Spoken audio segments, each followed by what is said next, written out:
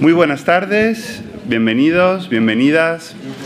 Como director del Círculo de Bellas Artes es un gran honor para mí darles la bienvenida a esta segunda sesión del segundo ciclo de Medicina, Ciencia y Humanismo que coorganizamos junto a la Fundación Lili.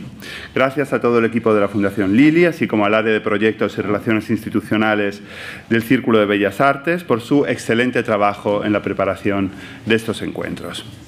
Y sobre todo gracias al público, que de hecho sigue llegando, numeroso, y que llena hoy también esta sala Valle Inclán, al igual que ocurrió hace 2 semanas con la conferencia de Mariano Barbacid, en esta ocasión para escuchar al astrobiólogo y gran amigo de esta casa, Carlos Briones. José Antonio Sacristán, el director de la Fundación Lili, presentará después adecuadamente a Carlos, pero de momento permítanme que reflexione brevemente sobre el título que nos ha propuesto para esta conferencia. No sobre su contenido, porque si no le estaría pisando la conferencia, sino sobre su forma, ¿no? El título es «La vida ya no es lo que era».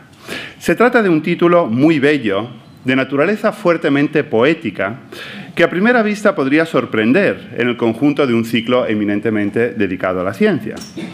Sin embargo, cualquiera que conozca el empeño de Carlos Briones por lograr el acercamiento entre las dos culturas de las que hablaba Peter Snow, es decir, para avanzar hacia una tercera cultura que combine ciencias y humanidades, entenderá por qué es necesario un tratamiento poético de un tema como el de la vida. En efecto, ya lo escribió Lorca en su romancero gitano: el hombre se acerca por medio de la poesía con más rapidez al filo donde el filósofo y el matemático vuelven la espalda en silencio. Esta cita de Lorca está contenida en un artículo que Carlos Briones y yo acabamos de publicar en Revista de Occidente, titulado precisamente «¿Qué es la vida?», una nueva aproximación desde la ciencia y la filosofía, un artículo aparecido, por cierto, en el número de diciembre, bajo los auspicios de la Fundación Lili y gracias a la coordinación de José Antonio Sacristán. Pero no les voy a hablar de este artículo sobre la vida, aunque me entrarían ganas de relatarles lo hermoso que fue escribirlo a 4 manos con una persona de una enorme calidad intelectual y humana como Carlos, con quien pude conversar por primera vez sobre este tema, por cierto, gracias a una generosa invitación de la directora de CaixaForum, Isabel Fuentes, que también está presente aquí hoy. No les voy a hablar, por tanto, del artículo y tampoco de Carlos Briones, sino de otro genio de la historia de la ciencia, cuyo nombre, estoy seguro, es conocido por todos ustedes. Se trata de Ludwig Boltzmann. Como seguramente saben, 2025 ha sido declarado por la UNESCO como el Año Internacional de la Ciencia y la Tecnología Cuánticas, porque se cumple un siglo desde la enunciación teórica y los primeros experimentos que fundaron lo que hoy conocemos como mecánica cuántica. Esta teoría fue el fruto del esfuerzo de muchos científicos, entre ellos Boltzmann, pionero de la mecánica estadística, a quien debe su nombre la llamada constante de Boltzmann, concepto fundamental de la termodinámica. Este físico austríaco halló la expresión matemática de la entropía desde el punto de vista de la probabilidad, entendiéndola como la relación entre estados macroscópicos y microscópicos. A lo largo de toda su vida, Boltzmann recibió duras críticas por parte de otros físicos como Mach, Ostwald o Planck, por fundar la termodinámica y en concreto su segunda ley, la de la entropía, en la mecánica de los átomos, así como por defender una concepción probabilística de dicha ley. Probablemente a causa de estas críticas de la comunidad científica de su tiempo, Boltzmann se suicidó en 1906, pocos meses antes de que un artículo de Einstein sobre el movimiento browniano diera razón a su teoría. Pero Boltzmann no pudo asistir al triunfo de su hipótesis científica.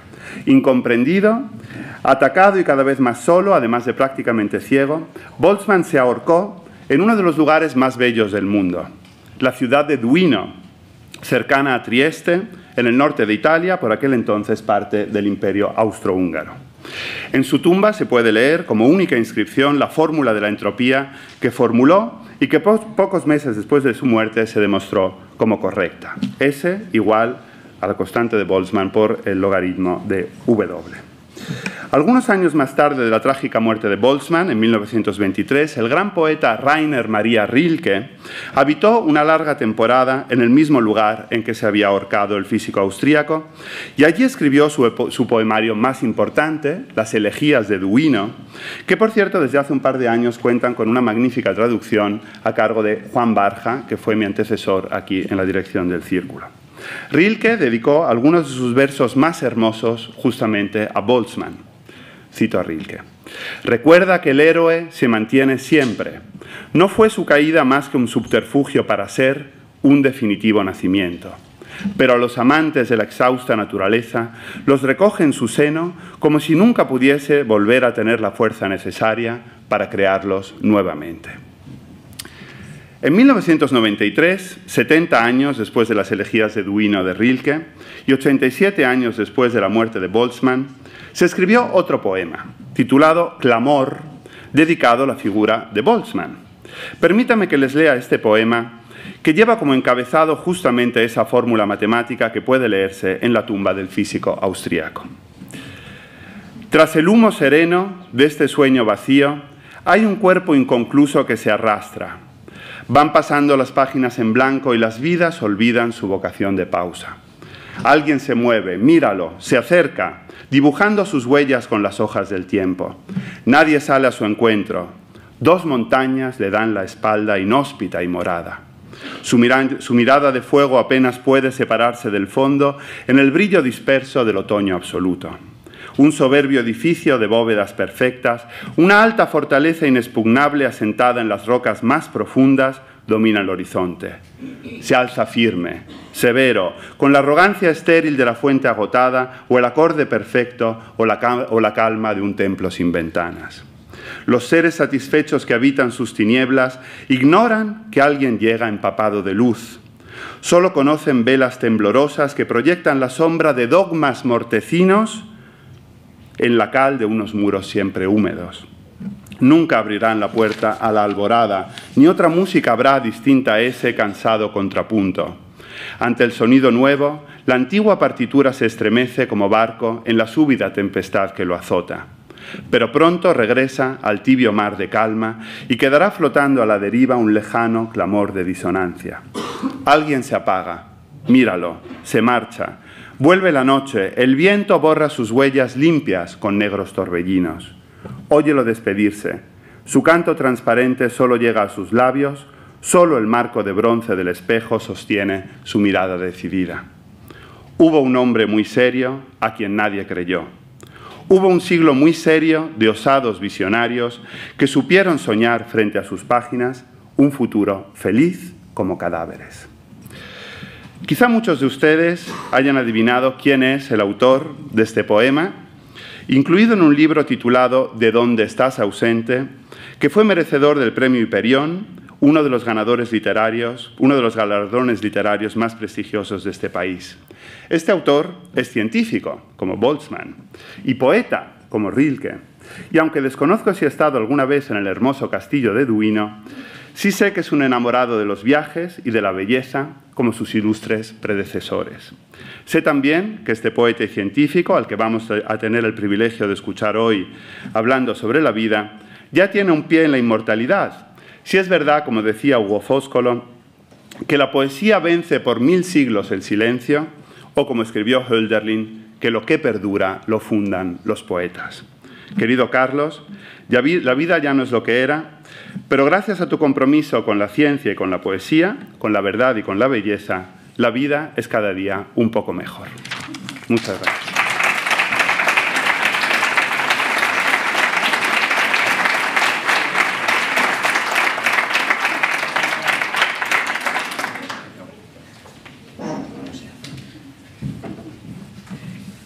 Muy buenas tardes. Lo pones difícil, Valerio, ¿eh? Ahora, ¿qué digo? Bueno, yo voy a ser muy breve. Lo que quiero fundamentalmente es agradecerles en nombre de la Fundación Lili que nos acompañen una tarde más en este ciclo de conferencias tituladas Ciencia, Medicina y Humanismo, y a la conferencia que vamos a disfrutar hoy a cargo de Carlos Briones, como ya se ha comentado. Gracias por acompañarnos. Da gusto ver la sala pues prácticamente llena, igual que el otro día, en la del futuro de la oncología en el siglo XXI, con Mariano Barbacid, y bueno, pues se lo agradecemos, como digo, el que hagan un huequecito para estar aquí con nosotros. Gracias también al director del Círculo de Bellas Artes, Valerio, al Círculo, por acogernos en esta colaboración, ¿no?, que ya llevamos pues más de 2 años y que es tan fructífera, y por supuesto a Carlos por aceptar nuestra invitación para estar hoy aquí. Yo poco más tengo que decir, ¿no?, sobre la conferencia, porque como comento ya lo ha dicho todo Valerio Rocco, el director del Círculo de Bellas Artes, pero sí recordarles que este ciclo de ciencia, medicina y humanismo lo diseñamos con el objeto de integrar las distintas disciplinas e intentamos además que cada una de ellas toque varios de los 3 temas, ¿no? Si pueden ser los 3 mejor, pero si no, que por lo menos traten de integrar, pues como en la de hoy, ciencia y humanismo, ¿no? Porque el tema de qué es la vida, el origen de la vida o las distintas acepciones sobre este concepto, pues yo creo que tenemos todos claro que no pueden analizarse de forma individual, ni solo desde la ciencia, ni solo desde la filosofía, que es necesaria este enfoque multidisciplinar. Y para este enfoque, pues necesitamos también a una persona que tenga esta formación que ya ha adelantado el director del Círculo de Bellas Artes y que voy a presentar a continuación. Él ha dicho de forma adecuada, yo creo que inadecuada, porque va a ser muy resumido, pero tampoco es cuestión de dedicarnos aquí 10 minutos o 15 minutos, ¿no?, a contar absolutamente todos los detalles de un currículum que es impresionante. Lo que sí que diré es que, como acabo de señalar, pues tiene distintas facetas. Faceta como investigador, él es doctor en Ciencias Químicas por la Universidad Autónoma de Madrid, es investigador científico del CSIC, en el Centro de Astrobiología CSIC-INTA, asociado al programa de astrobiología de la NASA. Y estudia fundamentalmente, entre otras muchas cosas, el origen de la vida y ese mundo ARN que él llama ácido ribonucleico que está en el origen. Un grandísimo divulgador.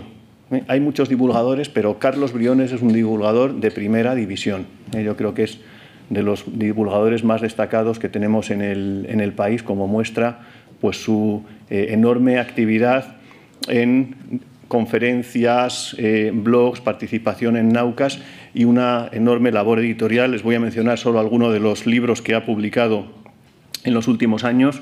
Por ejemplo, El nanomundo en tus manos, Orígenes, el universo, la vida y los humanos, que fue premio Prisma en 2016. Estamos solos, en busca de otras vidas en el cosmos, y el más reciente, que se publica en el 2024 y que les recomiendo especialmente, que es A bordo de tu curiosidad, un libro magnífico tanto en contenido como en formato. Es una preciosidad. Y por último, también la faceta que nos adelantaba el director del Círculo de Bellas Artes como humanista. Creo que es el prototipo de científico humanista, no solo poeta y premio Hiperión, como ya se ha comentado, de poesía. Es músico, toca el violín, le gusta, como lógicamente, pues como buen humanista, la historia, la filosofía y yo creo que todas las disciplinas, y apuesta también, como se ha señalado, por esa integración de disciplinas y esa tercera cultura. Quizás los premios más recientes, y con esto termino, son los del año pasado, hay muchos más, pero bueno, el premio COSTE a la difusión de la ciencia y también el premio Alumni de la Universidad Autónoma de Madrid de Ciencia, Tecnología y Ciencias de la Salud. Y sin más, después de esta presentación tan inadecuada, yo creo, que se queda corta, pues nada, es un placer dar la palabra a Carlos Briones y disfrutar sobre su charla, qué es la vida, ¿no? O qué es eso que llamamos vida. Así que, Carlos, cuando quieras, muchísimas gracias.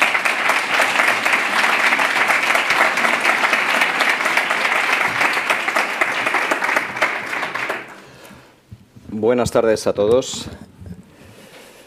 Estoy emocionado por partida triple o cuádruple, yo no sé cómo decir, porque es emocionante ver un auditorio lleno, es emocionante que sea esta casa, que sea el Círculo de Bellas Artes, con quien me une una larga y profunda amistad, y que sea esta sala, porque en esta sala, como recordábamos con Valerio, es donde iniciamos hace unos años un proyecto colaborativo entre distintas instituciones para que la ciencia, la tecnología, las humanidades, pues fueran todas las facetas, mientras estoy hablando estoy intentando arreglar la parte tecnológica, eso, las facetas de eso que llamamos cultura y que a todos nos interesa, ¿no?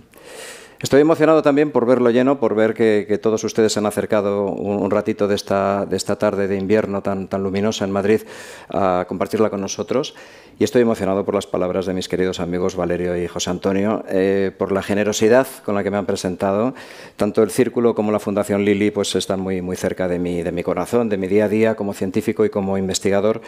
Pero lo que no esperaba es que Valerio recordara un poema mío dedicado a Ludwig Boltzmann, escrito con ese poema con 21 añitos y publicado en el libro con el que gané el Hiperión. Entonces, bueno, pues para este año, además, en el que vamos a compartir, ¿verdad?, muchas cosas sobre la importancia de la cuántica en la cultura, pues es especialmente emocionante. Y lo ha recitado muy bien, Valerio.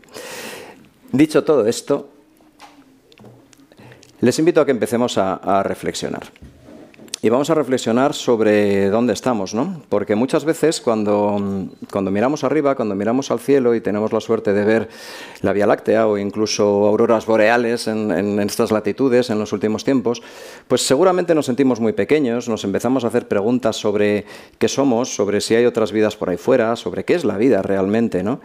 Porque somos conscientes que nuestra canica azul, pues sí, es un planeta lleno de vida, ¿no? Es un planeta en el que algo ha debido pasar, no sabemos muy bien cuándo, pero cada vez vamos teniéndolo más claro, en qué época al menos, para que ese planeta sea distinto a los que conocemos en la actualidad.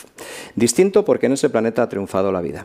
La vida microbiana, fundamentalmente, eso es una placa de cultivo que podría estar en cualquier hospital en el que se investigue la parte médica de la vida. Y esos son microorganismos que están creciendo. Que sepamos, no hay ningún otro lugar en el cosmos en el cual se pudiera hacer una placa Petri de cultivo de microorganismos. Y sabemos que la vida en este planeta ha ido evolucionando, ha ido generando diversidad, distintas morfologías, hasta dar organismos con los que nos identificamos, que sentimos muy cerca, que son parte de nuestra cultura también y de nuestros referentes en distintos ámbitos.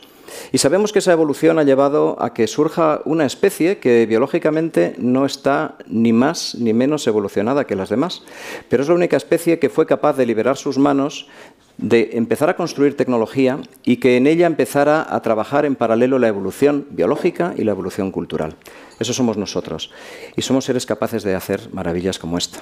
Antes de ayer estaba delante de este rosetón, precisamente de la Catedral de Notre Dame, volviendo a maravillarme de lo que es capaz nuestra especie. Una especie que efectivamente es una especie biológica, es una especie surgida en el pasado junto a todas las demás, de un ancestro común, y una especie que ha llevado quizá al máximo esa capacidad de creatividad que la vida tenía en su origen. Pero claro, cuando estamos hablando sobre la vida, nos surge necesariamente la pregunta, ¿no? ¿Qué es la vida? ¿Qué diferencia a los seres vivos, como esa magnífica flor pirenaica que tenemos ahí, de las rocas que tiene detrás, de las montañas que tiene detrás, de la parte mineral, ¿no? ¿Qué es lo que nos ha hecho diferentes a los seres vivos? Porque la química es la química que existía en nuestro planeta hace 3.900 millones de años, ahora lo veremos. Pero algo tiene de especial esa química, ¿no?, para que nos haya hecho como somos al conjunto de los seres vivos. Quizá porque ha permitido que surjan morfologías con las que, bueno, pues nos identificamos como seres vivos, que somos capaces incluso de identificar cuando esos seres vivos han muerto hace mucho tiempo, pero que dejan una huella, una biofirma, llamamos en el ámbito de la astrobiología, que nos permitiría rápidamente decir: eso ha sido un ser vivo, nos ha dejado una huella morfológica de una vida que en ese caso pues tendría unos quizá 500 millones de años de antigüedad y que hoy, por ejemplo, podemos observar en museos de evolución, ¿no? Qué importante, por cierto, son los museos para la cultura, ¿no?, en general. Y claro, cuando pensamos en aproximarnos al propio concepto de la vida, tenemos que echar la mirada atrás.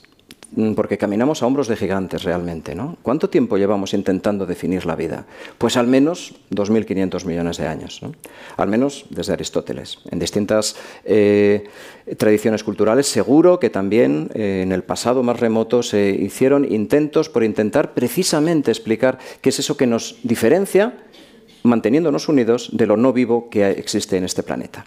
Esta es una figura de un artículo de revisión de unos colegas míos, David Moreira y Puri López García, en el que hacen un recorrido de distintas definiciones de vida, en su caso para plantear si los virus forman parte o no de la vida, que es una pregunta muy interesante que subyace, ¿no?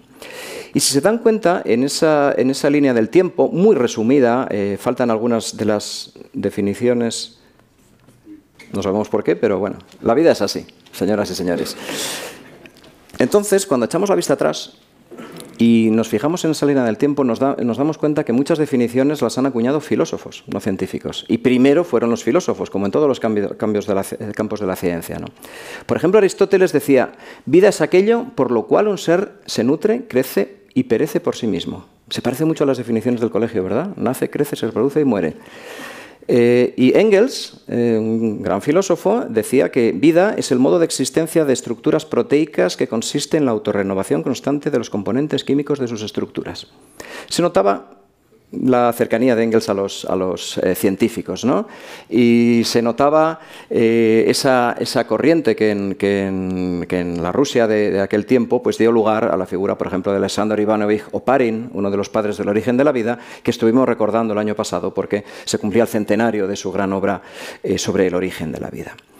Pero bueno, lo interesante de esta línea del tiempo y de otras muchas que se pueden plantear es que vemos definiciones efectivamente de filósofos, de físicos, de matemáticos, de ingenieros, de biólogos, por supuesto, de químicos. Es decir, realmente estamos ante un problema interdisciplinar. Realmente estamos ante algo tan complejo que, por mucho que hayamos estudiado cada uno en nuestra carrera, resumiendo, no seríamos capaces de resolver. Entonces, claro, como es muy difícil definir la vida, podemos empezar a hacernos preguntas. ¿Qué tienen los seres vivos que no tengan los seres no vivos? ¿Es, por ejemplo, cuestión de forma? ¿Estamos hablando de que la vida tiene una forma diferente o los seres vivos tienen formas diferentes a los seres no vivos? Bueno, aparentemente seres vivos como estos, o partes de los seres vivos como estos, ahí tenemos animales, hongos y plantas, que son los que podemos ver a simple vista, sin la ayuda del microscopio, pues sí que tienen unas morfologías que nos pueden, bueno, ayudar a decir, es un criterio definitorio de vida la propia morfología. ¿Y esto lo podemos llevar al mundo microbiano? Bueno, pues aquí tienen ustedes microorganismos con distintas morfologías, pero un científico bien entrenado podría decir primero que sí son seres vivos y luego a qué grupo o taxón pertenecen, incluso qué características tiene, y pues reconstruir un poco cuál debe ser su entorno, ¿no? De hecho, es tan importante la morfología que los fósiles más antiguos que tenemos sobre la vida, estas formas encontradas en rocas de entre 3.500 y 3.300 millones de años de antigüedad, la propia morfología de lo que vemos nos permite decir, muy probablemente eran seres vivos, que se han fosilizado. Los micropaleontólogos hacen el mismo trabajo que hacen los paleontólogos, por ejemplo, nuestros queridos colegas del sistema Atapuerca, con fósiles humanos, pues ellos lo hacen con microorganismos que han fosilizado. Muy bien, pues entonces la morfología, la forma, sería un criterio definitorio de vida. Bueno, nos vamos a Marte y nos encontramos la morfología que ustedes ven a la izquierda. Vamos a ver si esto funciona. Aquí, ¿verdad? Esa morfología pues se parece mucho a los microfósiles del profesor Bilsov. Y este meteorito de origen marciano caído en la Tierra y estudiado por David McKay, a quien tuve el placer de conocer, falleció ya hace unos años, pues bueno, durante mucho tiempo se pensó que podía estar diciéndonos que hubo vida microbiana en Marte y que hemos tenido la suerte de que un microorganismo bien preservado como ese nos llegue en un meteorito hasta la Tierra. Bueno, las pruebas posteriores que se hicieron parecen descartar que esto sea una forma biológica. Y entonces aquí la morfología nos estaría engañando un poco, ¿no?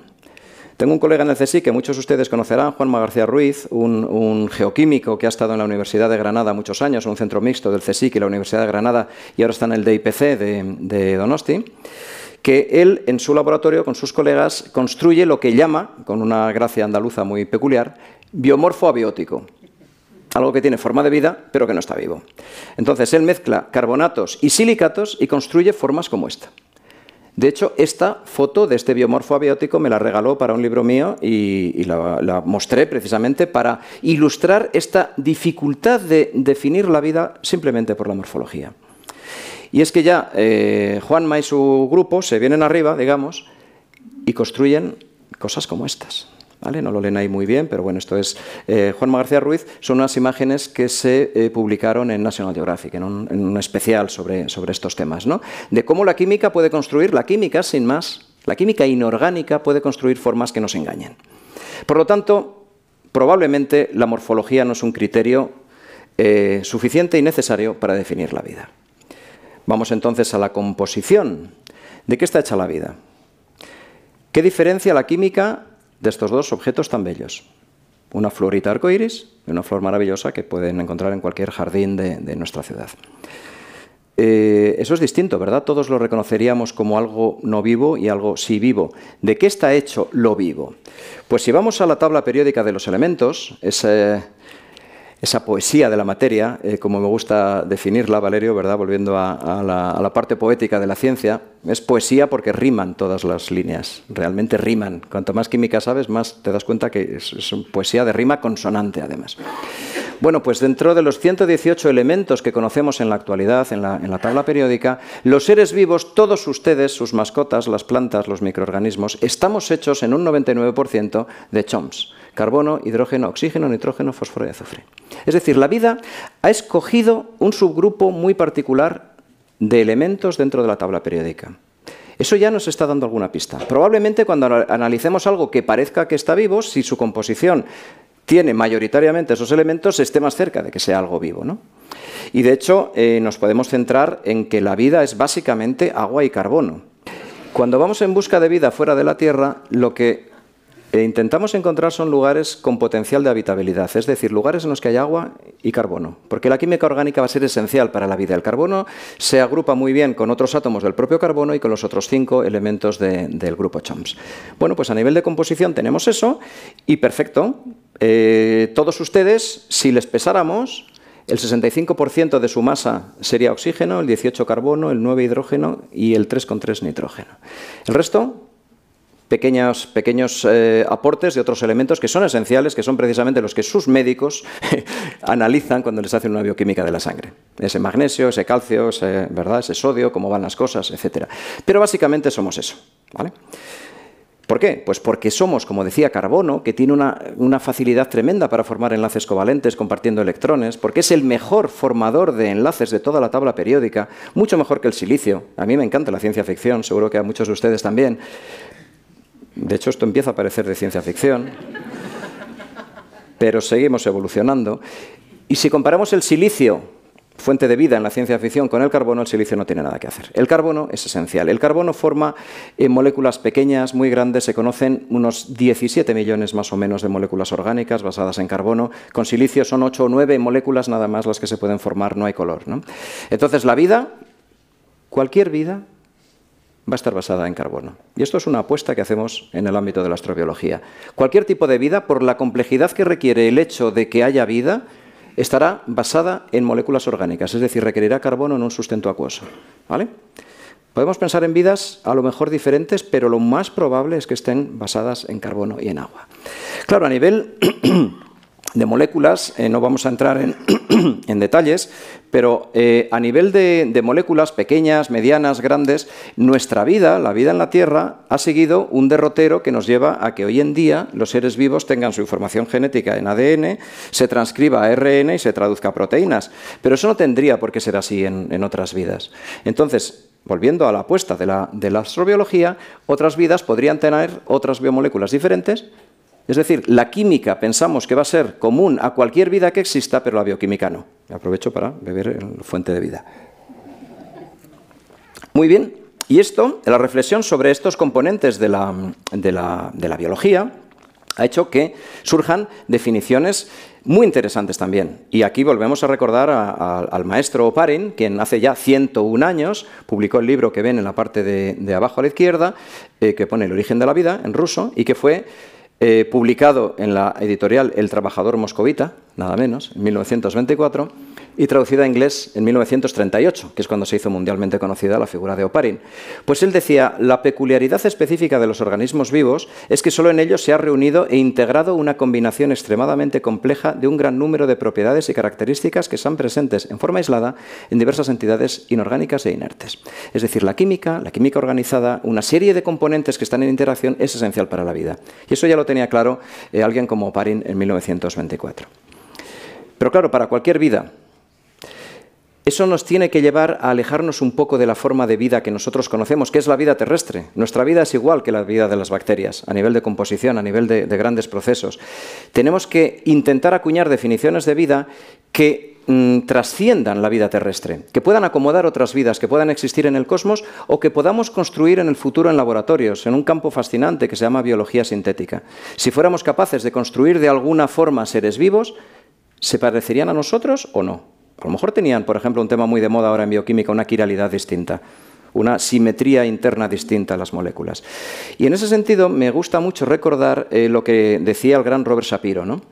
¿Cómo definiríamos lo que es un mamífero si el único mamífero que hemos visto es una cebra? Pondríamos como característica necesaria que tenga bandas blancas y negras, ¿verdad? Pues no. Entonces tenemos que ser terracéntricos hasta cierto punto, pero no para una definición de la vida. ¿Vale? Tenemos que pensar en vidas que sean muy distintas de la nuestra, pero que queden acogidas dentro del marco de una definición global de vida. Otro aspecto interesante para ir poniendo piezas en el puzzle es que la vida es una combinación de procesos, realmente. Más allá de la composición, y ya lo decía Oparin, esas moléculas tienen que hacer cosas. Están ahí por algo, porque forman parte de que forman parte integral, ¿no?, de un entramado de procesos. La vida es tremendamente compleja. Esta es una reconstrucción por ordenador basada en imágenes de microscopía de un fragmento de una célula eucariota, en ese caso, pueden ver abajo una bonita mitocondria, y dense cuenta de esto que no deja de ser una recreación muy simplificada de la realidad, cómo son las células. No tiene nada que ver con lo que veíamos en el cole, ¿verdad? Siempre cuando dibujamos una célula hay mucho espacio en blanco, ¿verdad? Pues no. Las células están tremendamente llenas de sustancias, de moléculas, de interacciones, constantemente se van renovando. Las moléculas tienen un tiempo de vida y luego se degradan y se van produciendo otras, y eso ocurre miles y miles de veces por segundo en cada una de las células de todos ustedes. Eso es la vida. Estamos vivos porque estamos viviendo. La vida es un proceso, ¿vale? Y eso nos lo dice también el metabolismo. A los que más les guste la bioquímica y la biología molecular de la sala, habrán disfrutado estudiándose los mapas metabólicos, ¿verdad? Veo algunas personas que asienten. Pero bueno, mientras se intenta solucionar, les sigo comentando. El metabolismo es una red de interacciones entre miles de proteínas que están tomando una molécula, convirtiéndola en otra, siendo reguladas todos esos procesos. Y bueno, el metabolismo. Somos una red de procesos, una red de interacciones. Eso tiene mucho que ver con la propia definición de vida. Las moléculas solas, un repertorio de moléculas, los podría tener yo en las vitrinas de mi laboratorio, pero no serían vida. La vida es esas moléculas cuando interaccionan entre sí. Por eso, hoy en día pensamos que es la combinación de la replicación de un material genético, de un metabolismo y de un compartimento lo que define la vida. Y por tanto, un ser vivo, y aquí ya nos estamos aproximando a una definición, será aquel en el que se combinen exitosamente la replicación, el metabolismo y el compartimento. ¿De acuerdo?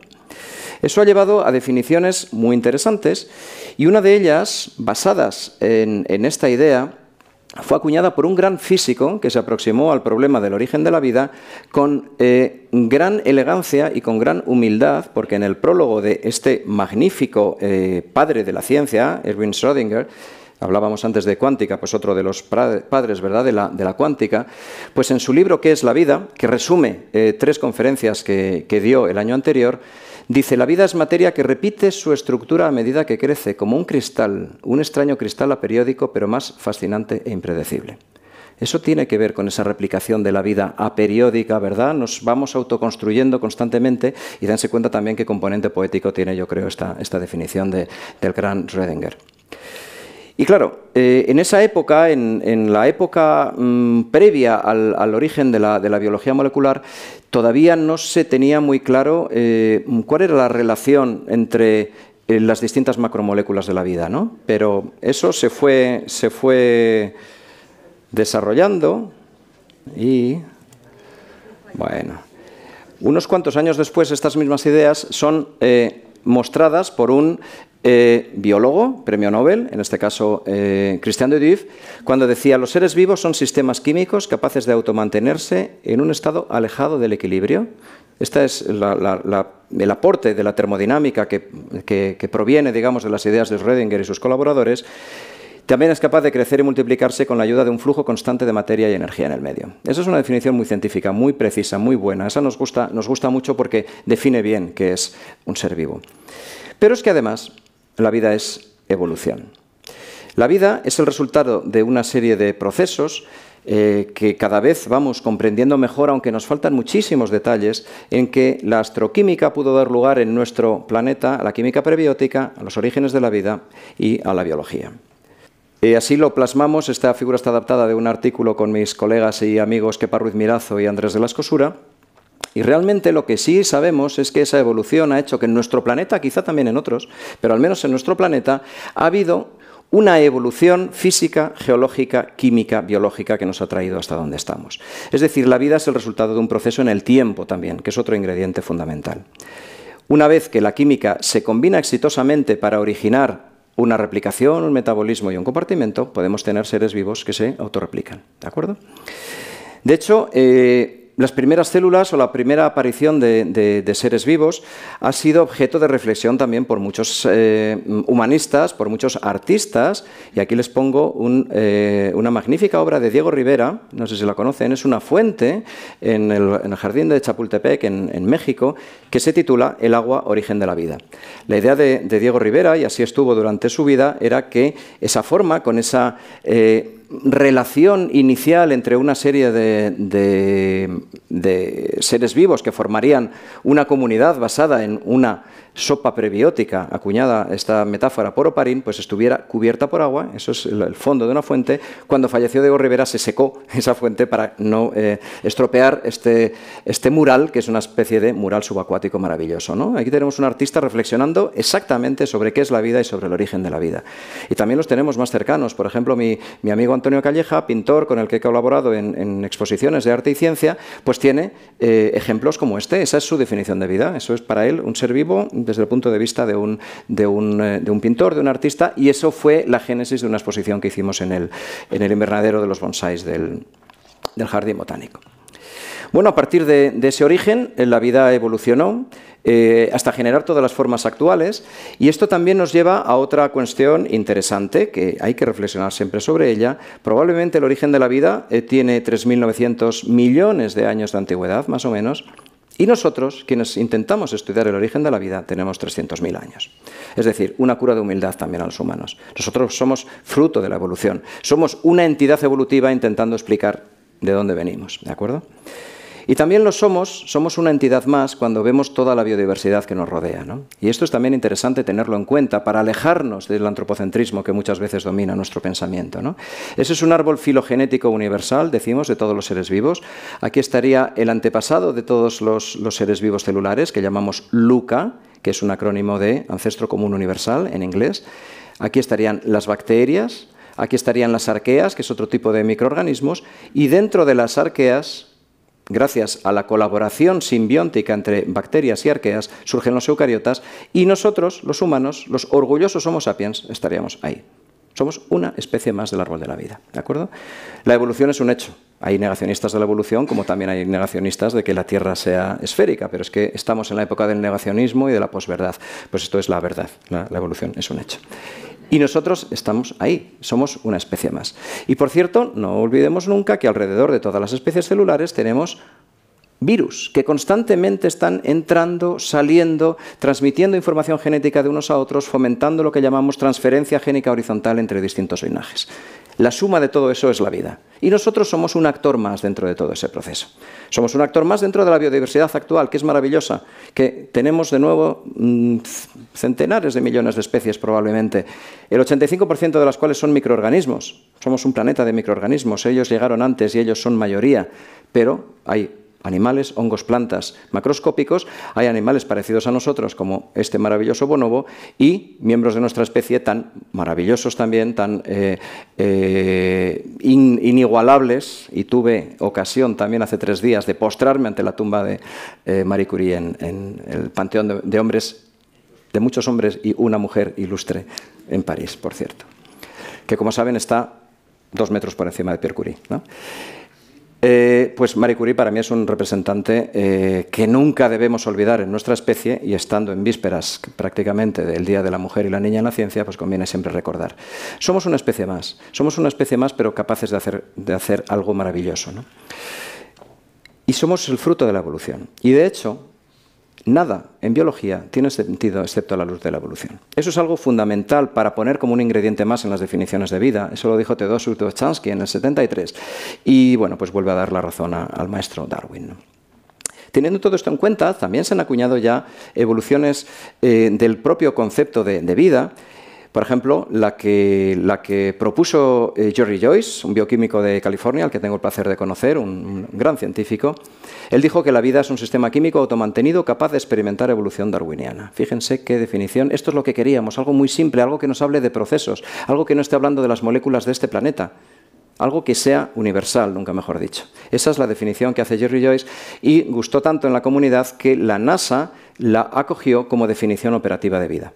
Eso es lo que buscamos cuando viajamos al pasado para encontrar el origen de la vida, y eso es lo que buscamos cuando viajamos lejos para encontrar otras vidas. De hecho, colegas españoles y buenos amigos como Kepa Ruiz Mirazo, Juli Peretó y Álvaro Moreno tienen una definición relacionada con la de Jerry Joyce, según la cual los seres vivos son sistemas autónomos con capacidad de evolución abierta. Y implícito en estas definiciones de vida, en este concepto, en esta sensación de que la vida es una química un poquito especial, pues se planteaban los 2 modelos, de si entre lo no vivo y lo vivo hay una discontinuidad, hay algo muy distinto, o es más bien una transición. Que lo no vivo fue dando paso a lo vivo y que hay una progresión de entidades, ahí en medio estarían, por ejemplo, los virus, que comparten características de lo no vivo y de lo vivo, ¿no? Eso es lo que planteamos hoy en día en nuestros artículos científicos. Esta es una imagen de una publicación con Kepa y con Andrés, a los que citaba antes por otro artículo, y aquí pues ven ustedes una especie de evolución prebiótica que va llegando con muchas ramificaciones, con muchos posibles árboles, con muchas vías muertas, con mucho fracaso evolutivo, querido Valerio. El fracaso, de algo de lo que tú eres especialista desde el punto de vista de la investigación en filosofía, es esencial al propio proceso evolutivo. Hay que fracasar muchas veces para que una de ellas triunfemos, y eso lo ha hecho la vida innumerables ocasiones, hasta llegar a sistemas que ya tienen compartimento, metabolismo y replicación, a partir de lo cual, tras muchas más vías muertas, llegaríamos a ese ancestro común del que salen bacterias, eucariotas y arqueas. La vida es un proceso, la vida es una transición entre la química y la biología. Pero cada vez que piensen en biología, en árboles, en evolución, no tengan en mente disposiciones lineales de ramas, sino más bien esto. Más bien árboles muy complejos que se parecen más bien a arbustos o a enredaderas con muchas líneas horizontales, con mucha transferencia horizontal de genes, parte de ella mediada por los virus, y que nos permiten ir construyendo genomas como el nuestro, en el que sabemos que la mitad de nuestro genoma proviene de secuencias de otros organismos que se han ido integrando gracias a los virus en lo que hoy en día somos nosotros. Estos orgullosos Homo sapiens lo somos porque otros lo fueron en el pasado, ¿de acuerdo? Y de hecho, pensando en este árbol, que es de mi querido amigo ilustrador Eduardo Saiz, se nos pueden ocurrir, ¿verdad?, ejemplos más bonitos que vienen desde el punto de vista de las artes, en la que la imagen que nos están dando es muy parecida, ¿no? Gustav Klimt estaba reflexionando de alguna forma hace 220 años en un tipo de árbol muy complejo, muy rico, muy barroco, con muchas modificaciones. Gracias a los virus. Eso es lo que me deja a mí loco. Sí, los virus, sin los virus no estaríamos aquí. No voy a hablar mucho sobre virus en esta conferencia porque no tenemos mucho tiempo y encima el silicio se nos está revelando, pero gracias a los virus estamos aquí. Hay muchos más virus buenos que malos. Gracias a los virus, por ejemplo, solo por poner un matiz, tenemos un desarrollo placentario. Gracias a los virus, las hembras de todos los mamíferos, menos ornitorrincos y equidnas, no ponen huevos, sino que desarrollan en la placenta. Gracias a los virus. Por tanto, sin los virus no tendríamos desarrollo placentario, no habríamos podido desarrollar tanto nuestro cerebro. no habría filósofos, científicos, poetas, músicos y personas asistiendo a conferencias un lunes por la tarde. Pero es que además la vida es un proceso a lo largo del tiempo.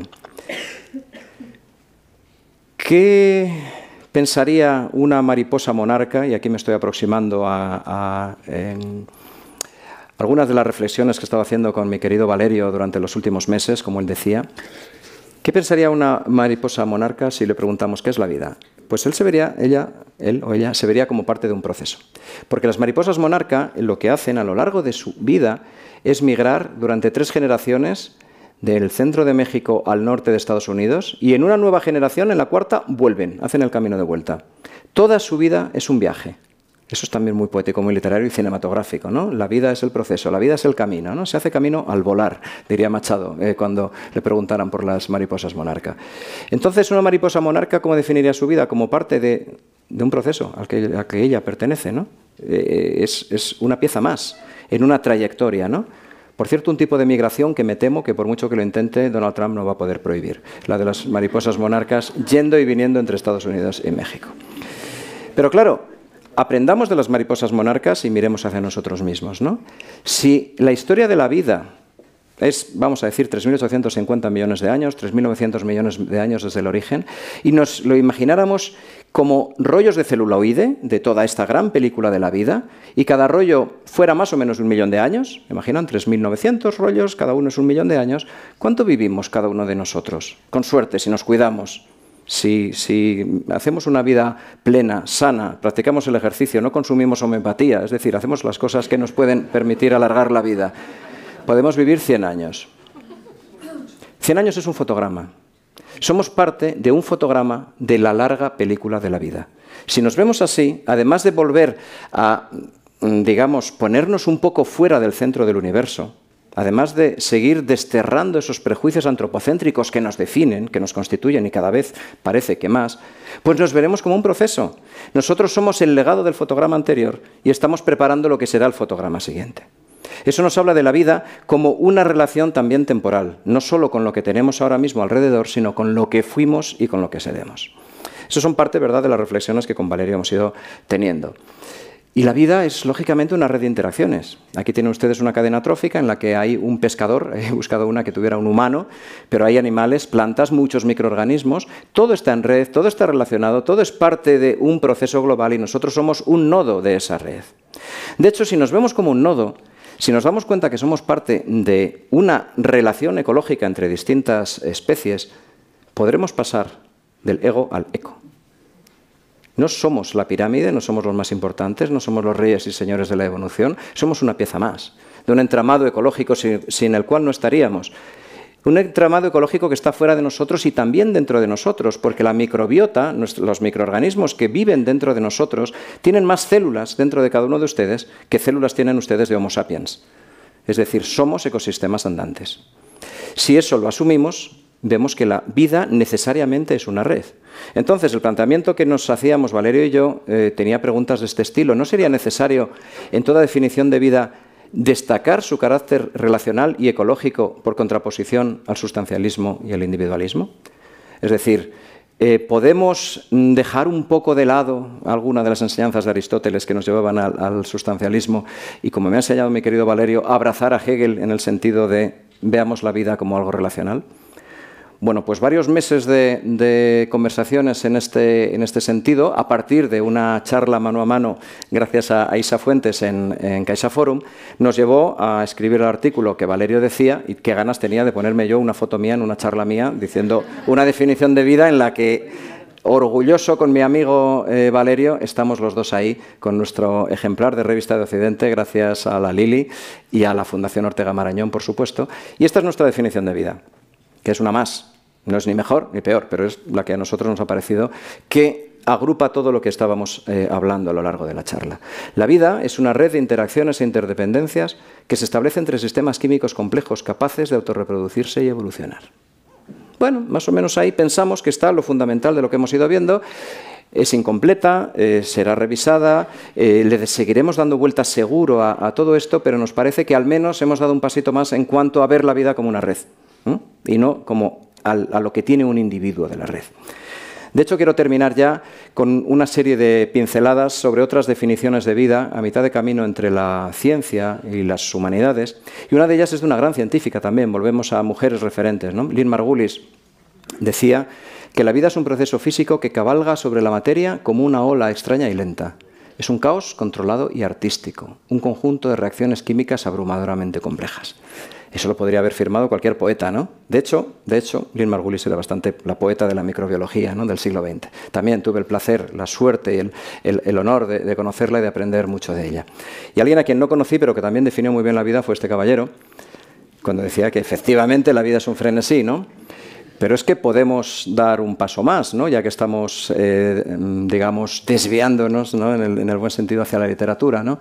Porque Émile Cioran decía que la vida es una combinación de química y estupor. Si ese estupor la llamamos evolución, Émile Cioran es un biólogo molecular del siglo XXI. Y Leopoldo María Panero, el gran Leopoldo María Panero, decía que la vida es un proceso de demolición, nada menos. Desde que vivimos, los pluricelulares estamos empezando a morir, ¿no? La vida es un cuento contado por un idiota lleno de ruido y furia que no significa nada, Shakespeare, nada menos, ¿no? O son vida las palabras o van contra la vida, que decía Costafreda. Bueno, hay que volver, y no lo sabía Valerio, pero me encanta. Volvemos a otro maestro de la relación entre la ciencia, la literatura y el arte, ¿no? Rolf Hoffmann decía que a veces las metáforas explican la naturaleza mejor que las ecuaciones. Porque no olviden ustedes que efectivamente la ciencia explica el mundo, pero solo el arte nos puede reconciliar con él. Muchas gracias.